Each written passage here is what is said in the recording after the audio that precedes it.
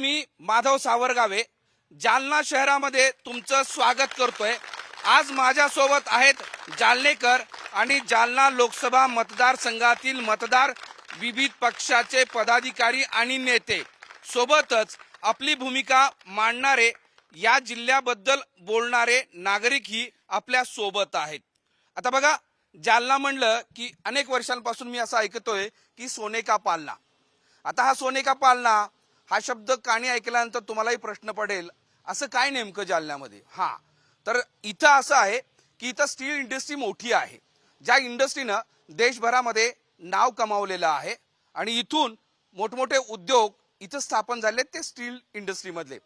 सोबतच seed industry, जी केवळ देशात नाही तर जगभरात नावलौकिक मिळवलेली आहे।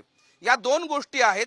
सोबतच गेल्या काही वर्षांपासून या जिल्ह्यामध्ये, जसं छत्रपती संभाजीनगर हे शहर जवळ आहे, ही ट्विन सिटी मानली जाते, त्यानुसार इथं हळूहळू बदल व्हायला लागलेले। पाण्याचा प्रश्न गेल्या अनेक वर्षांपासून होता, तो अजूनही आहे, काही अंशी सोडवला गेलेला आहे। इतकंच नाही तर ही नगरपालिका होती, आता ती महानगरपालिका झालेली आहे।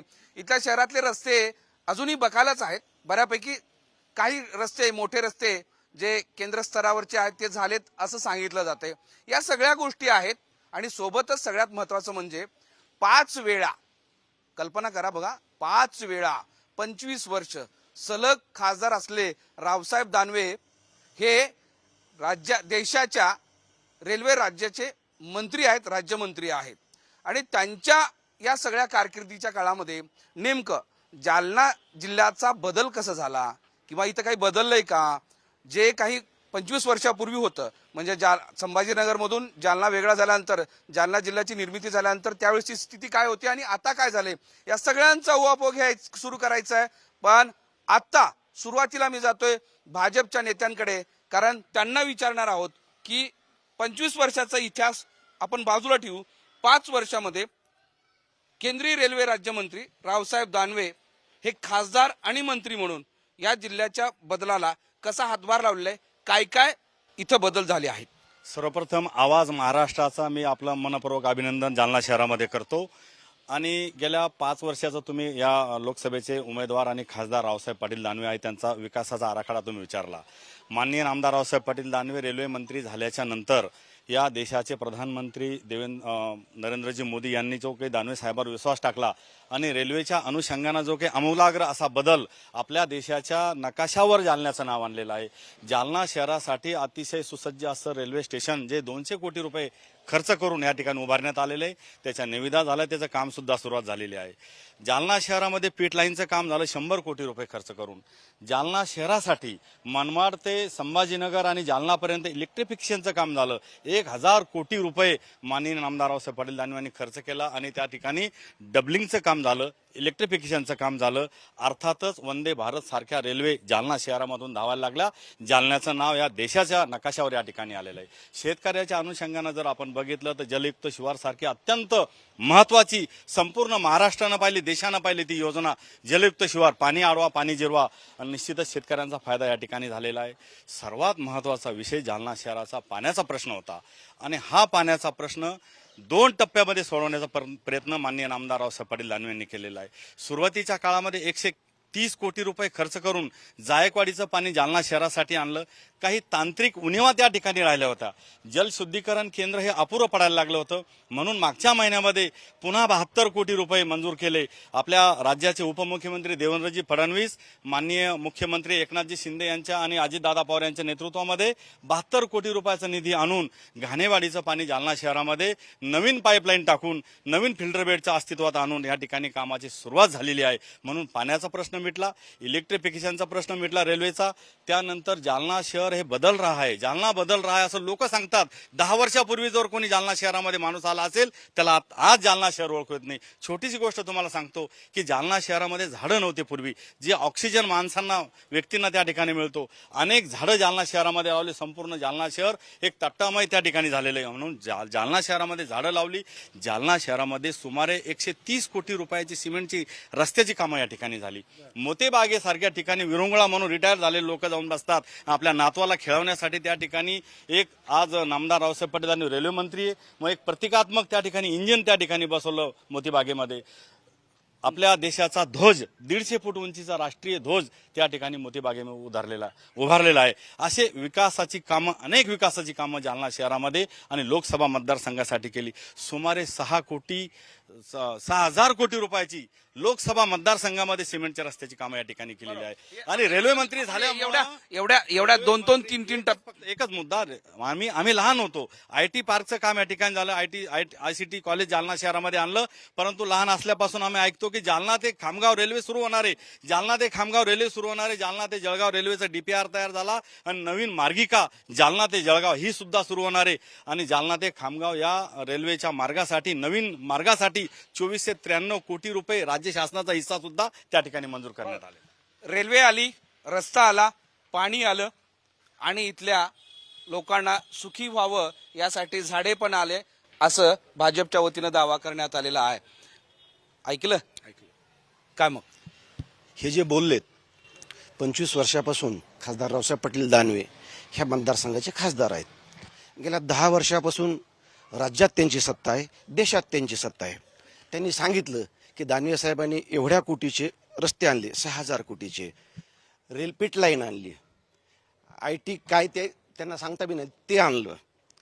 हे जे सगळं आणलं हे फक्त विकासासाठी नाही आणलं. हे दानवे साहेबांनी त्यांच्या घरातल्या त्यांचे भाऊ, त्यांचे जावाई, त्यांच्या नातवंडापर्यंत फक्त गुत्तेदारीसाठी आणलं. आणि 30% फक्त यांनी यांच्या घरात घेतलं. कुठलाही विकास नाही. यांनी पाणी सांगितलं, पाण्याची योजना ही भास्कर आंबेकर नगर अध्यक्ष असताना, कैलास गोरंट्याल नगर अध्यक्ष असताना, कैलास गोरंट्याल आमदार असताना, काँग्रेसचे एक मिनिट हे आमदार असताना ह्या योजना मंजूर झालेल्या आहेत. झाडं लावायला सांगितले, ह्या झाडात सुद्धा यांनी पैसे खाल्लेत.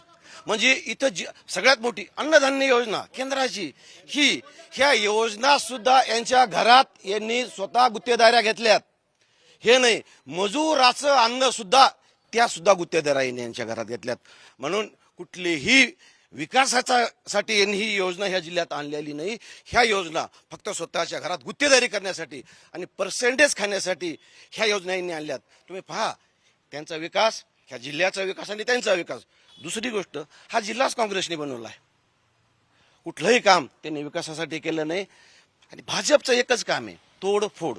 आज देशात यांनी जे चालवले 10 वर्षात, फक्त ध्रुवीकरण करायचं. आतापर्यंत मुस्लिमांच्या नावावर केलं, धर्माच्या नावावर केलं.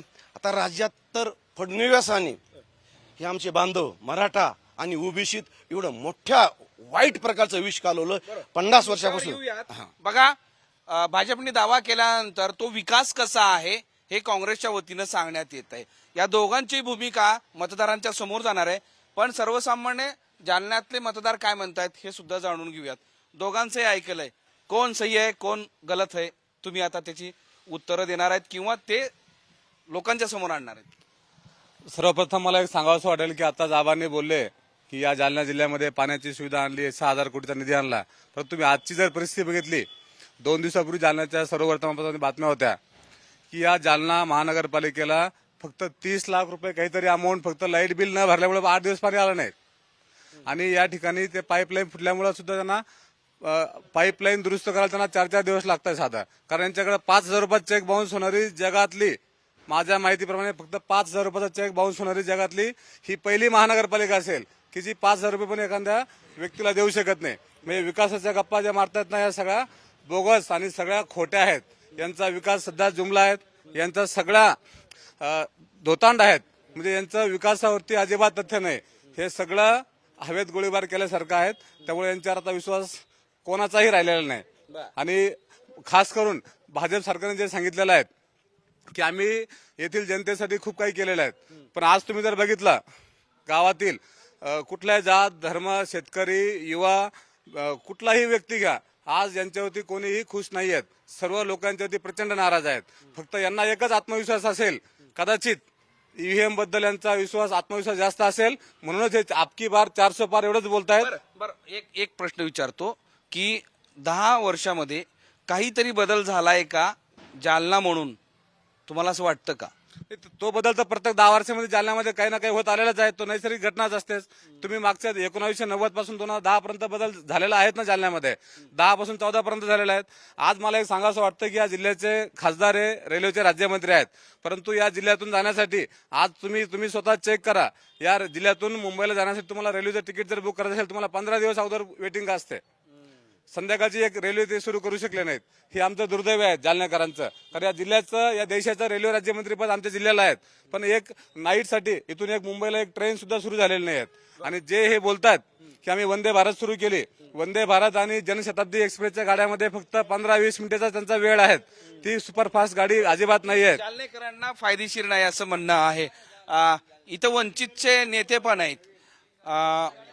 आता मला सांगा की हे सगळे दावे बघितलेत, लोकांचं म्हणणं आहे, अशा स्थितीमध्ये खरंच जालना शहरामध्ये तुम्हाला राहावंसं वाटतं का? किंवा जालना जिल्ह्यातल्या शेतकऱ्यांसाठी किंवा इथल्या तरुणांसाठी काही इथं झालंय का? हे बघा, आतापर्यंत 25 वर्षापासून या ठिकाणी भारतीय जनता पार्टीचे खासदार आहेत, परंतु तरुणांच्या हाताला जे काम पाहिजे होतं, त्यांच्याकडून जी अपेक्षा होती ती बिलकुल तरुणांची अपेक्षा पूर्ण झालेली नाही. शेतकऱ्यांचे प्रश्न असतील, शेतकऱ्यांच्या प्रश्नावर देखील हे लोक गांभीर्यानं घेत नाहीत.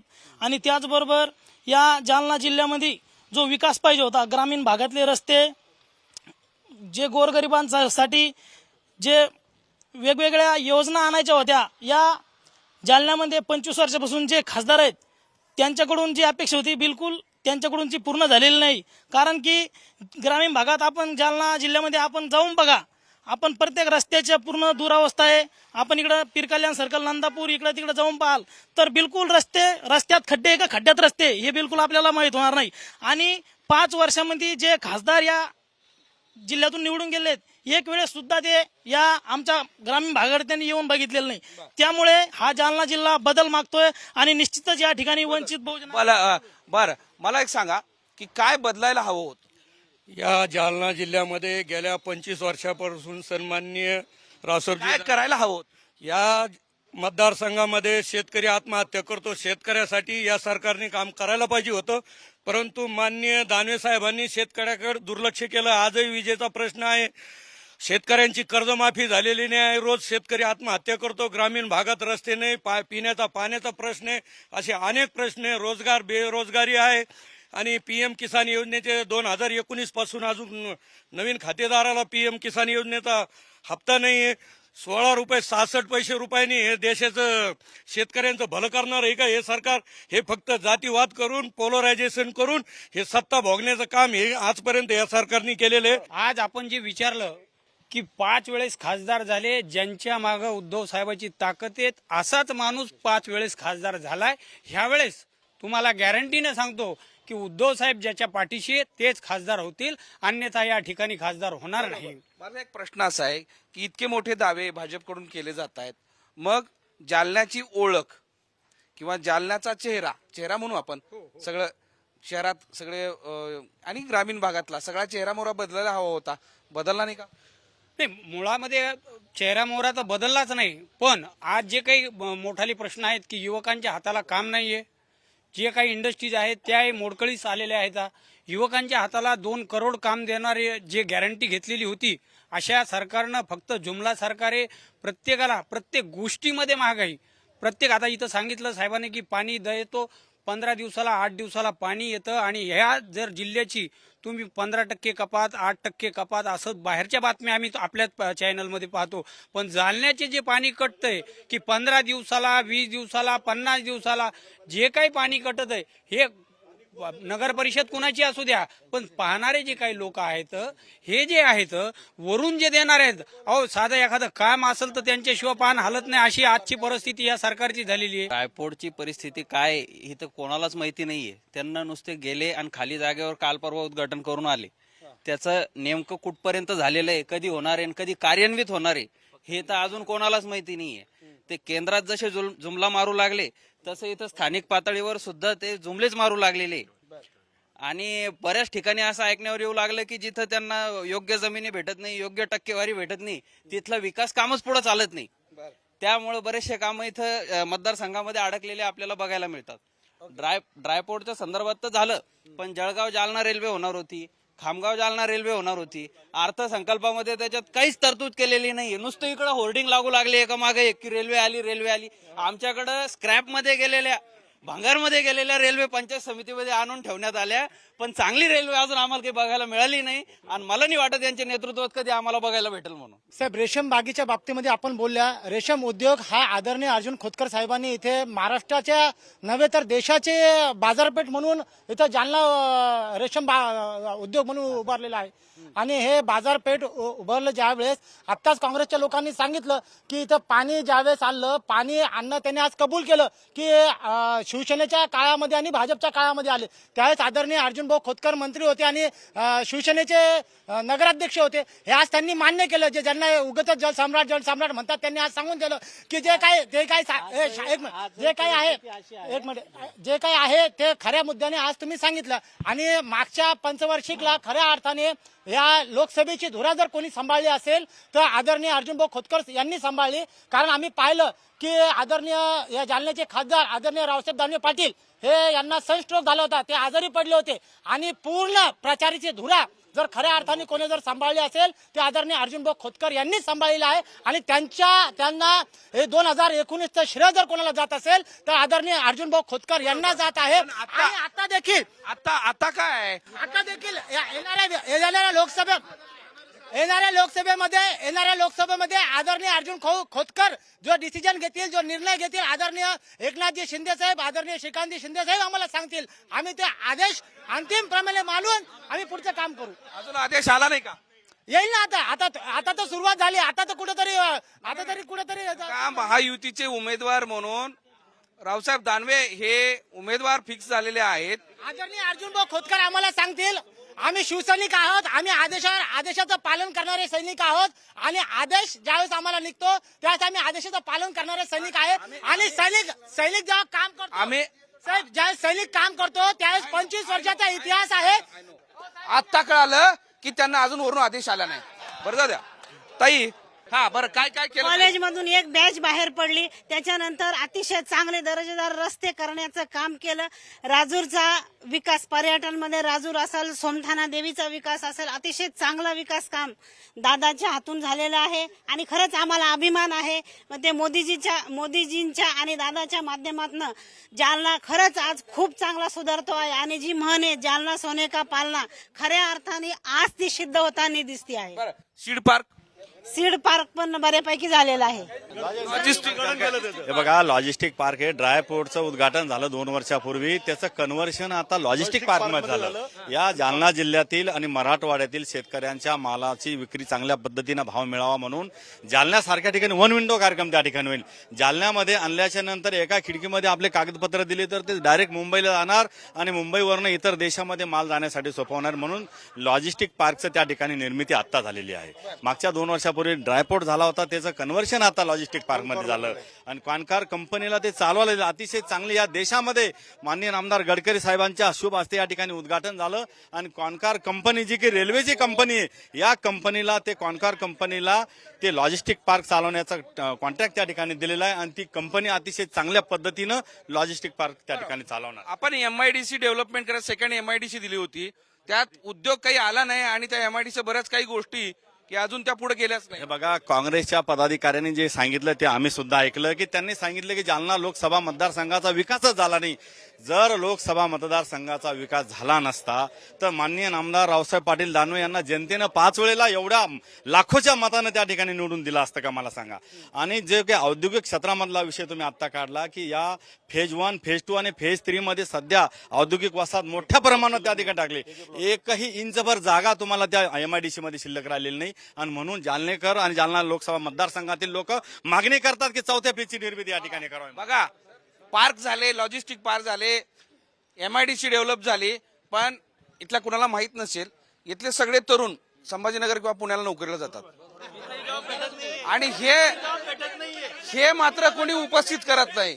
म्हणजे हे उपस्थित करत नाहीत. हा, दाढीवाला, हा बोला, काय म्हणजे इथल्या तरुणांना रोजगार मिळतो का? इथल्या कुठल्याही तरुणाला अजिबात रोजगार मिळत नाही. आम्ही महाराष्ट्र निर्माण सेनेचे कंटिन्यू ह्या जिल्हा अधिकारी असन यायला सगळ्याला आतापर्यंत ह्याच मागण्या केलेल्या. ह्या तरुणाला रोजगार द्या. मोठ्या मोठ्या कंपन्या यायला तयार नाही, कारण की इथं जसं पाहिजे तसं पाणी त्या लोकांना उपलब्ध नाहीये. तसं पाहिलं तसं रोज आमचे जवान पोर आहे यायला रोज अजिबात उपलब्ध नाहीये. आमच्या महिला भगिनी ह्या 200-200 रुपयांनी आज मी छोट्या छोट्या कंपनीत जातात. या सन्मान्य खासदार साहेब असतील, आमदार साहेब यायला खरं पाहायला गेलं तर लाज वाटायला पाहिजे. यांनी विकासाच्या नावावर निस्तं राजकारणाच्या नावावर यांनी जालन्याचा बट्टा बोळ केलेला आहे. आमच्या महाराष्ट्र निर्माण सेनेच्या वतीने या राजकीय पुढाऱ्याचा सगळ्याचा आम्ही निषेध. हे म्हणतात की जालन्यात आम्ही 1 फेस आणलं, 2 फेस आणले, 3 फेस आणले. दुसऱ्याला बोलू द्यायचं नाही का? मला एक गोष्ट सांगायची यांना, आमच्या मित्रांना, की हे जालन्याचं नाही महाराष्ट्राचा दुर्दैव आहे की 10 वर्षापासून यांनी जे प्रकल्प आलेले ते गुजरातला नेले. यांनी जालन्यात कोणता प्रकल्प आणला नवीन? आणि भूमिपुत्रांसाठी काय केलं? भूमिपुत्रांसाठी काहीच केलं नाही. तुम्ही जसं सांगतात की इथून लोक संभाजीनगरला, पुण्याला, मुंबईला जातात शिकायला, व्यवसाय करायला, जॉब करायला. कुठं जातात तर पुणे, मुंबई, मोठ्या सिटीत. आणि हे म्हणतात की आम्ही हे प्रकल्प आणले. कोणताही प्रकल्प इथं आणलं गेलेलं नाही. सीड पार्क झालाय की? सीड्स पार्क कागदावर झालेला आहे, कागदावर झालेला आहे. लॉजिस्टिक पार्क झाला की? तो पण कागदावरच आहे. कसं काय कागदावर कसं काय ते म्हणतात? काही झालं नाही. कुठे आहे फिट लाईन? कुठे? आम्हाला दाखवा तुम्ही. चला तिथं 4 दिवाळीच्या भिंतीमध्ये काय कशाला दाखवू? ते सांगा लागलं ना त्यांना. त्यांनी उद्घाटन केलं. हे दुर्दैव आहे सर. सीड पार्क, माझं गाव आहे जांभोडी, तिथं पानचंद्रामध्ये सीड पार्क साठी जमीन आहे. तिथं 65 एकर गायरान जमीन अधिग्रहित करण्यात आली. तिथं साधी विटही रचण्यात आलेली नाही. बरं का सर? घेतोय तेवढं मला कळतंय. काय कुठं काय सर, मुद्दे घ्यायचे, कसे घ्यायचे? सीड पार्कची साधी विटही रचण्यात आलेली नाही. आणि बाकी जो शेतकऱ्याचा सोयाबीनला भाव नाही, कापसाला भाव नाही, शेतकरी पूर्ण नागडा केलेला आहे. शेतकऱ्याच्या पिकाला भाव नाहीये. तिथं शेतकरी उघड्यावर आलेला आहे. सर्वात महत्वाचा विषय शेतकऱ्याचा आहे. जालना जिल्ह्यात मोठ्या प्रमाणावर शेतकऱ्याच्या पिकाला भाव नाही. शेतकऱ्याचे आर्थिक नुकसान होत आहे. शेतकरी आत्महत्या ते फार मोठ्या प्रमाणात जालना जिल्ह्यात होत आहे. ह्या विषयावर कोणीच बोलत नाही. फक्त विकास कुठला झाला. त्यांनी ICT कॉलेजचा विषय केला. मग ICT जर कॉलेज तुम्ही इथं स्थापन केलं असेल तर मग इथले मुलं औरंगाबाद, पुणे, मुंबई या साईडला का फिरायला या साईडला का शिकायला जातात? थांबा जरा 2 मिनिटं. जेव्हापासून भाजपची सरकार इथं आहे तेव्हापासून इथं सुशिक्षित बेरोजगारी जास्त वाढलेली आहे. इथं अत्याचार, महिलावरचे अत्याचार वाढलेले आहेत. इथं जे डिपार्टमेंट आहे त्यांना इथं धाक राहिलेला नाहीये, कारण की इतक्या मुलींचे इथं रोजचे विनयभंगाचे प्रकरण झाले, इथं अत्याचाराचे प्रकरण झाले, इथं गुंडे वाढले. जसे भाजपची सरकार आली तेव्हापासून भाजपच्या सरकारपासून इथं गावगुंडे जास्त वाढलेले आहेत. इथं दहशत वाढलेली, दिवसाढवळ्या गोळीबार होतो, दिवसाढवळ्या लोकांच्या घरावर दरोडे पडतात. काय या भाजपच्या सरकारने इथं आमदार जरी काँग्रेसचे असले तर गृहमंत्री हे भाजपचे. माझ्या भगिनीला विचारा, गुंडे पाळले कोणी? आज कोणत्या नेत्याकडे जास्त प्रमाणात गुंडे? त्यांना सांगता आलं पाहिजे अभिमानाने की आमदार माझ्या पक्षाचा आहे म्हणून. सांगितलं पाहिजे त्यांनी की इथे एवढी गुंडगिरी वाढली, आमदार माझ्या पक्षाचा आहे. सांगितलं पाहिजे. लाज वाटू ना, आपल्या पक्षाचा आमदार आहे, आपल्या पक्षाचा आमदार आहे, सांगायला लाज नाही वाटली पाहिजे.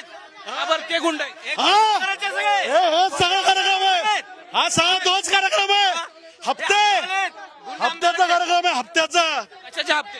ते सेच सांगतील, तेच सांगतील ना. यांना माहिती आहे. कशाचे हप्ते? कशाचे हप्ते घेतात? टक्केवारीचे हप्ते घेते ते. सर, तुमचे आमदार हप्ते घेतात भाजपचा आरोप आहे. नाही घेते, आमचे आमदार नाही घेते. आमचा आमदार कोण जिल्ह्यातला आमदार नाही, शहरातला आमदार आमच्या. पुरा जिल्हा समाजाने खासदार काय करायला लागले? खासदारचं काम नाही का? जालन्यामध्ये 3 मर्डर झाले 3 महिन्यामध्ये. आमचा देवेंद्र फडणवीस आहे. आणि विषय काय, इथं इथल्या एसपीला फोन आला तिथून तर एसपी इथं कारवाई करतात. 110ला बी घरी गाडी पाठवतात. 110 कलम त्याला घरी गाडी पाठवतात हे लोक. म्हणजे गृहमंत्र्याचं ऐकतात, आमदाराचं ऐकत नाही. आमदाराच्या घरी पोलीस पाठवते ते. साहेब, आताच आपल्याला सांगितलं इथं अत्याचार वाढलेले आहेत, घरफोड्या वाढलेल्या आहेत. आता गृहमंत्री स्वतःच पक्ष फोड्या आहेत, त्याच्यामुळे सगळे घरफोड्या वाढलेल्या आहेत. आणि हे काय सांगा, आमदाराचा रोल नसतो. सरकार चालवण्याचं काम गृहमंत्र्याचं असतं. याचा अभ्यास करा. आणि हे आमदारावर आरोप करतायत, यांच्याकडे यांचा विकास एक मिनिट यांचा विकास कसा असतो? 200 कोटी आणले, 300 कोटी आणले, रस्ते आले, तुमची गाडी घेऊन जालन्याच्या रस्त्यावर फिरा, पुढे रस्ता बनतो, मागे उखाडतो.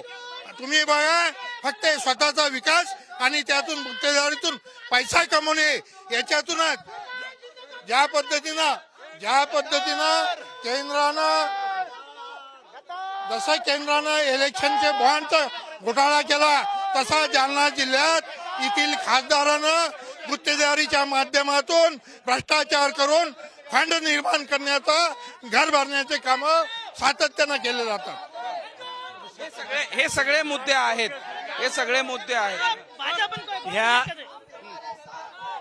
ह्या जालना जिल्ह्यामध्ये जो खासदार आहेत भाजपचं आणि इथे आमदार जे आहे काँग्रेसचे आहे, ह्या दोघांचा साठ लोट आहे. तो काँग्रेसचा आमदार इथं काय म्हणतो, मेरे हात में कमल आहे, आणि हे यांनी कमल हातात घेतलेलं आहे, तुम्ही खासदारकी करा, आम्ही आमदारकी घेतो. ह्या इथं नाही का कुठल्याही जनतेचं काही काम होत नाही आणि या ठिकाणी जनतेसाठी फक्त वंचित बहुजन आघाडी रस्त्यावर उतर. सर, जालना जिल्ह्यातील टोटल हे प्रस्थापित पक्ष मॅनेज झालेले आहे. तिकडून राजेश टोपे, बबन लोणीकर, रावसाहेब दानवे, अर्जुन खोतकर, कैलास गोरंट्याल हे सगळे मॅनेज झालेले नेते आहे आणि सगळे गोरगरिबांचे, शेतकऱ्यांचे कैवारी नाही. शेतकरी आज आत्महत्या करतो.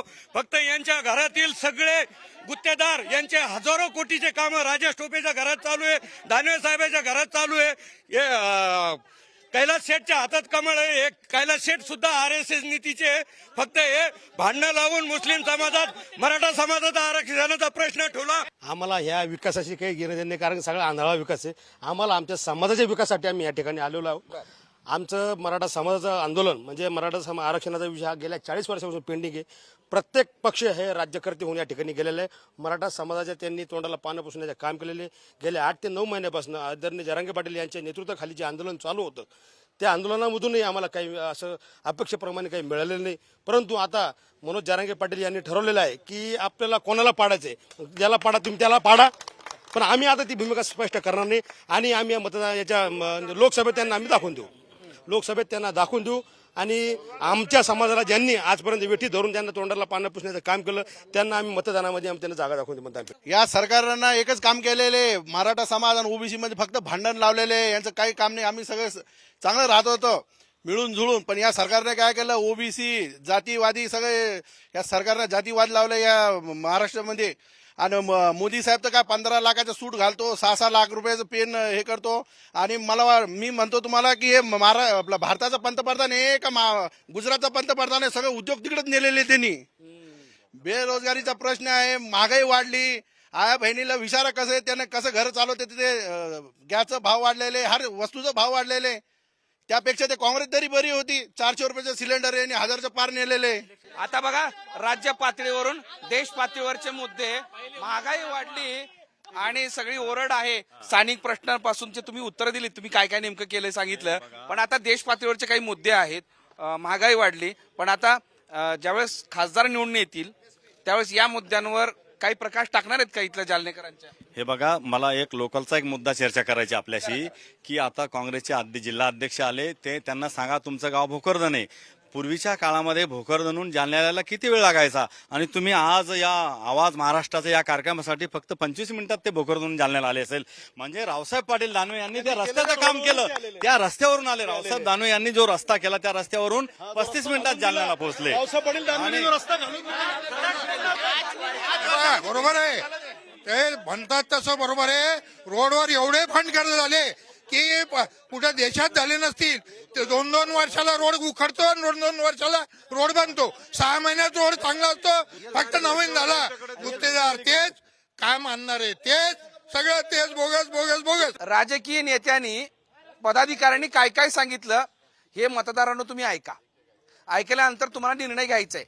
पण पुन्हा सगळ्यांना एक कॉमन प्रश्न विचारतो की आता तुम्ही जालनेकर आहात, जालना जिल्ह्यातले सुज्ञ नागरिक मतदार आहात, राजकीय पदाधिकारी आहात, तर आता 2024ला जे कोणी खासदार निवडून येतील त्यांनी काय काम करावं असा एक साहजिक कॉमन प्रश्न सगळ्यांना विचारतो आणि त्याचं उत्तर एकेका वाक्यामध्ये द्यावं अशी अपेक्षा आहे, कारण हा कार्यक्रमाचा शेवटचा टप्पा आहे. जालना जिल्हा मागासचा आहे अजून बी. जालन्याची जर काही सुधारणा झालेली नाही. मी बी 1989 आमदारकीचं इलेक्शन लढलेलो आहे. मी बाळासाहेब ठाकरेचा शिवसैनिक, पुराणा शिवसैनिक आहे. 1989 अर्जुनरावच्या खिलाफ मी उभा होतो. मराठा महासंघाकडून उभा होतो. आहे तसं हा आहे तसं नाहीच. पहिलं जे होतं एक मिनिटामध्ये AR अंतुलेनी मुख्यमंत्री पद होतं. 1 मिनिटात जिल्हा घोषित केलता 1981 कोणा AR अंतुलेनी. आणि मी बाळासाहेब ठाकरेच्या आदेशानुसार मी फॉर्म वापस घेऊन अर्जुनरावला पाठिंबा दिला, निवडून आणला. पण काय केलं पाहिजे आता? आता काय एक आमचं माझं मत, मराठ्याला आरक्षण भेटायला पाहिजे. पाटील दानवे खासदार झाले तर ते कॅबिनेट मंत्री होतील आणि जालना जिल्ह्याचा जो आजपर्यंत जो विकास केला याला अधिक 2 पटीने जास्त विकास करण्याचा प्रयत्न करतील. दुपटीने विकास त्या ठिकाणी करणार. नियत नाही, विजन नाही, उमेदवार नाही, चिल्लर मुद्दे घ्यायचे, इलेक्शनला समोर यायचं. आजच्या तारखेपर्यंत एकानेही सांगावं उमेदवार राष्ट्रीय पक्ष आहे, सगळ्यात जुना पक्ष आहे, 150 वर्षाचा पक्ष आहे, उमेदवार नाही. उमेदवार खो खो चालू आहे, खो खो. जी रेल्वे आणलेली त्या 2000 कोटीची रेल्वे, पण इथल्या तरुणाला रोजगार नाही. सगळ्यात महत्वाची गोष्ट या MIDC मध्ये 80% भूमिपुत्रांना रोजगार मिळाला. बोला. हे सरकार फक्त खोटं बोलण्याचं काम करत आहे. लोकांना उगाच आणि सगळे भ्रष्टाचारी जमा करून हे लोक काय सिद्ध करायला लागले. सगळे सिमेंट रस्ते जे करायला लागले, एक नागपूरचा मंत्री आणि जालन्याचा मंत्री हे दोघंही पडणारे पब्लिक ह्या लोकांना ह्यांची जागा दाखवणार आहे. सगळ्यात महत्वाची गोष्ट जालन्यामध्ये जी MIDC आहे, इथं स्थानिक भूमिपुत्रांना कुठलाही रोजगार मिळत नाहीये आणि मिळावा. येणाऱ्या खासदाराकडनं जनतेच्या याच अपेक्षा आहे की युवकांना रोजगार मिळेल असे प्रोजेक्ट इथं आणले पाहिजे. आणि इथं ज्याचा मेडिकल कॉलेज कैलास सेटच्या माध्यमातून जी मंजुरी आणली तो त्याला मंजुरी द्यावी, त्याला चालना द्यावी. आणि इथल्या लोकांना आणि शेतकऱ्यांचे प्रश्न सोडवले गेले पाहिजे. त्यांना MSP डिक्लेअर झाली पाहिजे आणि रोजगार निर्मिती. कारण की आतापर्यंत जे सांगतात 5 टर्म इथं हे खासदार निवडून आले, एकही रोजगार निर्मितीचा प्रोजेक्ट त्यांनी आणलेला नाही. एक जो कोणी या देशामध्ये सत्तेमध्ये येईल किंवा इथला खासदार असेल त्यांनी जनतेशी खोटं बोलणं सर्वप्रथम थांबवलं पाहिजे. खोटं बोलून जनतेची दिशाभूल करू नये, खोटं विकासाचे खोटे आश्वासन देऊ नयेत आणि आपल्या घरातील आपल्या भावाला, बायकोला, पुतण्याला, मेवण्याला गुत्तेदारी देऊन त्याला अब्जाधीश करू नये. ही आमची एक जालनाकार म्हणून एक छोटीशी माफक अपेक्षा. हात जोडले जालनेकरांनी, जालना जिल्ह्यातील मतदारांनी. 5 टर्म रावसाहेब दानवे खासदार होते, त्यांनी केंद्रामध्ये मंत्रीपद पण भूषवलेलं आहे. आणि भविष्यात जर ते मंत्री झाले किंवा खासदार झाले किंवा काँग्रेसच्या कोणी खासदार झाला, जो कोणी खासदार होईल त्यांनी हे हात जोडलेली वेदना ऐकावी आणि जालना जिल्ह्यातील मतदारांचं, लोकांचं जगणं सुसह्य व्हावं यासाठी प्रयत्न करावेत अशी अपेक्षा इथल्या मतदारांनी व्यक्त केलेली आहे. जनतेचा कौल काय असेल हे 4 जून नंतर कळेल, पण त्यानंतर जो कोणी खासदार निवडून येईल त्यांनी जनतेचे प्रश्न प्राधान्यक्रमाने सोडवावे. जालना जिल्ह्याची ओळख राष्ट्रीय आंतरराष्ट्रीय पातळीवर जावी अशा पद्धतीनं कृती करावी अशी अपेक्षा इथं व्यक्त केली आहेत. सर्व जालनेकरांचे मी आभार मानतो आणि आवाज महाराष्ट्राचा या शो मध्ये इथंच थांबतो. तुम्ही पाहत राहा साम TV.